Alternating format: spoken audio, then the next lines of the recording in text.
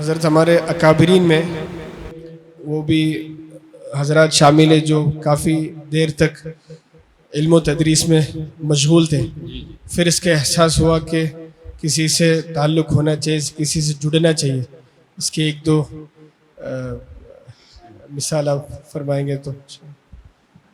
ഞാൻ ചോദിച്ചത് നമ്മളെ മശായിഖന്മാരിൽ ചിലരുണ്ട്, ഒരുപാട് ദീർഘകാലം വലിയ ആലിമീങ്ങളാണ്, മുഫ്തിമാരാണ്, ദീർഘകാലം മദ്രസയിൽ സേവനം ചെയ്തു. പിന്നെ അവർക്ക് മൗലാന പറഞ്ഞതുപോലെ മശായിഖന്മാരുമായി ബന്ധപ്പെടാൻ തോന്നി. അതിനെന്തെങ്കിലും ഒന്ന് രണ്ട് സംഭവങ്ങൾ പറയാം.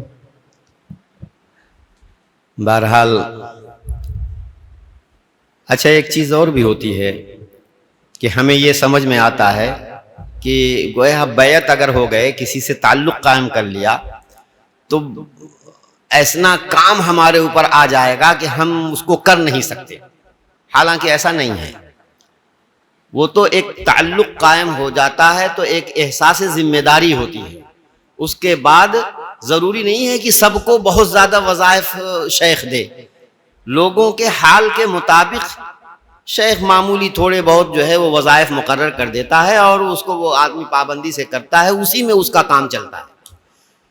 हज़रत मौलाना सैयद सुलेमान नदवी रहमतुल्लाह अलैह, हमारे बड़े अहले इल्म मुमताज़ उलमा, उनकी सीरतुन नबी तो अल्लामा शिबली नोमानी ने कुछ लिखी थी, और आगे असल तो सीरतुन नबी ज़्यादा मौलाना सैयद सुलेमान नदवी रहमतुल्लाह अलैह ने लिखी है, और बड़ी किताबों के मुसन्निफ़ हैं. उनको जब इस बात का एहसास हुआ तो हजरत थानवी रहमतुल्लाह अलैह के आस्थाने और चौखट पर आकर के बाकायदा वो सिलसिले तरीक़त में वाबस्ता हुए और हजरत थानवी रहमतुल्लाह अलैह से बैत हुए. चुनांचे हयात सुलेमान आप देखेंगे तो उसमें और उससे समझ में आता है कि हजरत थानवी रहमतुल्लाह अलैह से किस कदर बाद में उनको फ़ायदा पहुँचा. और फिर मौलाना सैयद सुलेमान नदवी रहमतुल्लाह अलैह ने, जबकि वो बुढ़ापे की उम्र को पहुँच गए हैं, और उस वक्त उनको एहसास हुआ कि भाई मुझे अपनी इस्लाह कराने की ज़रूरत है, हजरत थानवी रहमतुल्लाह अलैह के यहाँ वो आकर के बैत हुए.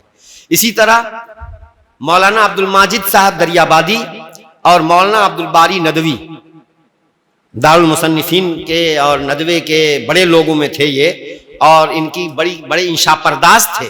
इनकी तहरीरों से लोग बहुत मुतासिर थे. लेकिन इनको पहले तो ये हज़रत शेखुल इस्लाम मदनी रहमतुल्लाह अलैह के पास आए. शेखुल इस्लाम मदनी रहमतुल्लाह अलैह ने मुनासिब समझा कि आप लोगों के हक़ में ज़्यादा मुनासिब हज़रत थानवी रहमतुल्लाह अलैह होंगे. चुनांचे इन दोनों को लेकर के गए.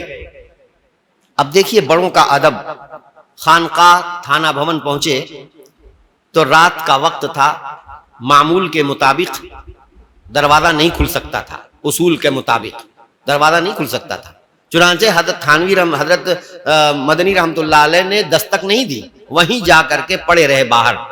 जब सुबह को हज़रत थानवी रहमतुल्लाह अलैह अपने घर से आए हैं तो देखा कि यहाँ मौलाना हुसैन अहमद मदनी साहब हैं और उनके साथ दो आलिम मौजूद हैं, मौलाना अब्दुल बारी साहब और मौलाना अब्दुल माजिद साहब.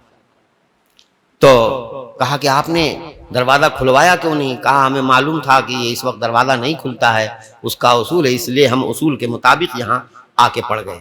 कहा कि सबके लिए उसूल है, आपके लिए उसूल नहीं है, उसूल से कुछ लोग मुस्तस्ना होते हैं. तो जब हज़रत थानवी रहमतुल्लाह अलैह फिर ले गए और सिफारिश की हज़रत मदनी रहमतुल्लाह अलैह ने, हज़रत मदनी रहमतुल्लाह अलैह ने सिफारिश की कि इन दोनों साहिबान को मैं लेकर आया हूँ कि आप इनको बैत कर लें, ये अपनी इस्लाह कराना चाहते हैं. तो हज़रत थानवी रहमतुल्लाह अलैह ने कहा कि आप ही क्यों नहीं बैत कर लेते? जब आपसे इतनी मुनासबत है कि ये आपको दरमियान में लेकर के आए हैं सिफारिशी बना करके, तो इसका मतलब ये है कि आप जो है ये आपसे इनको फ़ायदा पहुँचेगा, आप इनको बैत कर लीजिए. लेकिन हज़रत मदनी रहमतुल्लाह अलैह ने फरमाया कि नहीं, मैं जानता हूँ इनको, और इनके अंदर आपकी तलब है, आपसे ये लोग मुस्तफ़ीद होना चाहते हैं. चुनांचे हज़रत मदनी रहमतुल्लाह अलैह, वो हज़रत थानवी रहमतुल्लाह अलैह ने इन दोनों हज़रात को बैत किया. और मौलाना अब्दुल माजिद दरियाबादी का वो हाल हुआ कि वो जो तफसीर कुरान उन्होंने लिखी है, मैं समझता हूँ कि हज़रत थानवी रहमतुल्लाह अलैह کہ حلقہ ارادت میں داخل ہونے کے بعد اس کا جو مقام و مرتبہ بنا ہے، اگر اس کے بغیر وہ لکھتے تو یقیناً اس کے اندر گمراہیاں ہوتی، یقیناً اس کے اندر گمراہیاں ہوتی. یعنی جو دور وہ دیکھ چکے ہیں، ان کا ایک دور تو بہت ہی خراب تھا، باقاعدہ الحاد و دہریت کا دور تھا. پھر وہ اسلام میں آئے اور پھر اس کے بعد حال درست ہوتے ہوتے آخر میں یہ ہوا کہ حضرت تھانوی رحمۃ اللہ علیہ کے یہاں جا کر کے وہ بیعت ہوئے. اور پھر حکیم الامت نقوش و تأثرات کے نام سے ایک موٹی کتاب ہے، اس میں حضرت تھانوی رحمۃ اللہ علیہ کی صفات، ان کا انداز تربیت اور حضرت تھانوی سے ان کو کیسے فائدہ پہنچا اور کیسے دکھتی رگ پر حضرت تھانوی رحمۃ اللہ علیہ نے ان کی گمراہیوں اور ان کی غلطیوں کی اصلاح فرمائی ہے، دکھتی رگ پر ہاتھ رکھی ہے. پوری تفصیل اس کے اندر ہے، زبان بھی بڑی اچھی ہے اور اس کے اندر جو ہے اپنا پوری کارستان، وہ پوری داستان بھی انہوں نے لکھی ہے. تو میں یہ کہہ رہا ہوں میرے بھائیوں اور دوستو کہ صحابہ رضی اللہ تعالی عنہم بڑی عمر میں جو نبی کریم صلی اللہ علیہ وسلم کی صحبت میں جو آئے ہیں تو وہ نوجوان تو کم ہیں، بڑی عمر کے لوگ زیادہ ہیں، اور اس بڑی عمر میں انہوں نے علم حاصل کیا ہے اور اس بڑی عمر میں انہوں نے اپنا تزکیہ کرایا ہے. تو میرے دوستو کسی کے ہاتھ میں ہاتھ دینے کے لیے یہ کوئی عمر نہیں ہوتی، بلکہ اصل چیز تو یہی ہوتی ہے کہ جب آپ عالم ہیں اور آپ دینی خدمت میں لگے ہوئے ہیں تو اس خدمت کے اندر اعتدال پیدا ہونے کے لیے ضروری ہے کہ وقت کے مشائخ حقہ میں سے جس سے آپ کو مناسبت ہو اس سے آپ اپنا تعلق قائم کر لیں. یہ تعلق ہی فی نفسہ ہی اتنا مؤثر اور اتنا کارگر ہوگا کہ اس کے ذریعے سے انشاءاللہ العزیز بہت کچھ کام بنے گا. اور ایسے طریقے سے اللہ مدد فرماتے ہیں کہ یہ تو تجربہ ہی بتاتا ہے جس کو بیان کرنے سے باہر ہے. بہرحال تو حضرت مولانا عبدالباری ندوی صاحب، مولانا عبدالماجد دریابادی رحمۃ اللہ علیہ، سید سلیمان ندوی رحمۃ اللہ علیہ، ان تمام حضرات کی مثالیں ہمارے سامنے موجود ہیں کہ بڑے بڑے کبار علماء ہیں. مولانا علی میاں ندوی رحمۃ اللہ علیہ اور یہ حضرت شاہ عبد القادر صاحب رحمۃ اللہ علیہ کے جو ہے وہ مریدین میں تھے، اور ان کے ذریعے سے پھر اللہ تبارک و تعالیٰ نے کتنا فیض پہنچایا ہے. اسی طریقے سے مولانا منظور نعمانی رحمۃ اللہ علیہ وہ بھی. تو یہ سب ہمارے جو اکابر ہیں، ان حضرات کی زندگیاں ہمارے سامنے ہیں. انہوں نے اپنے آپ کو جب تک کسی برگد سے باندھ نہیں لیا تب تک ان کے فیض کے اندر نکھار پیدا نہیں ہوا اور عموم پیدا نہیں ہوا. یہ اسی اس کا فیض کا اثر ہے. اللہ تبارک و تعالیٰ کی توفیق سے یہ ہوتا ہے. اللہ جا کسی کو کسی سائڈ سے خدمت لیتے ہیں، کسی سے کسی اعتبار سے خدمت لیتے ہیں.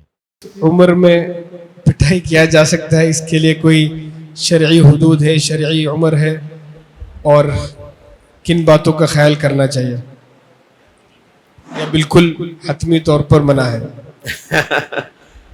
نہیں، یہ تو حفظ کے اساتذہ ناراض ہو جائیں گے.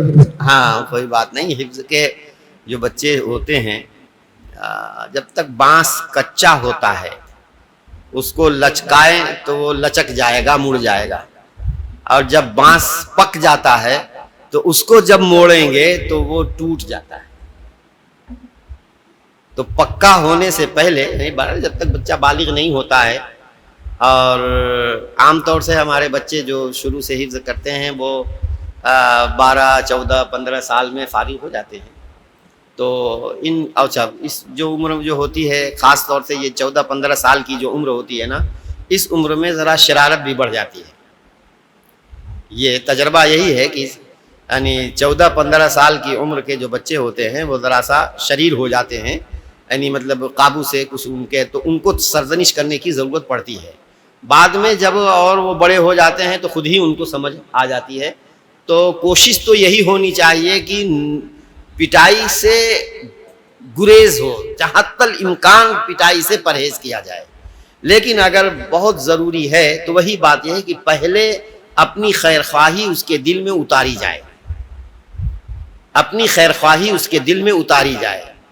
اس کے لیے بعض دفعہ اس کے تملق کر کے اس کو کچھ تحفہ ہدیہ گفٹ دے کر کے، جس سے مطلب یہ ہے کہ وہ یہ سمجھے کہ یہ ہمارے دشمن نہیں ہیں بلکہ ہمارے خیر خواہ ہیں. پھر اسی طریقے سے سمجھا کر کے کچھ ان کے جو قریبی لوگ ہیں ان لوگوں کو نظیر میں پیش کر کے کہ دیکھو فلاں نے اس طرح کیا، فلاں نے اس طرح کیا. تو اس طریقے سے سمجھانے سے بچے جو ہیں وہ انشاءاللہ سمجھیں گے.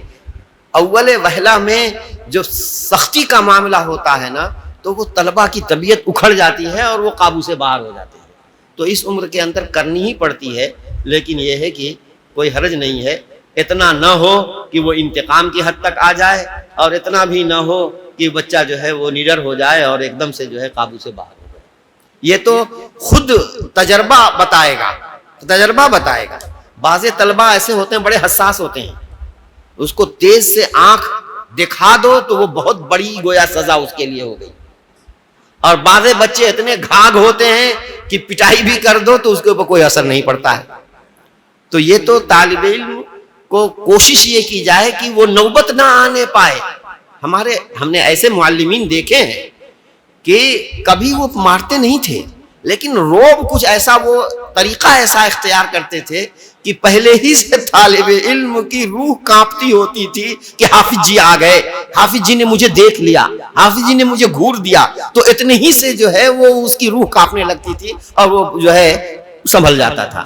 تو کوشش یہی ہونی چاہیے کہ ہم ایسا روب بیٹھا دیں اور ایسا مطلب یہ ہے کہ شروع سے کہ اس کی نوبت ہی نہ آنے پائے کہ زیادہ جو ہے اعلیٰ درجے کی، انتہائی درجے کی اس کو سردنش ہو. اس سے ہمیں پرہیز کرنا چاہیے. اور اصل چیز یہی ہے رافت، شفقت، مہربانی.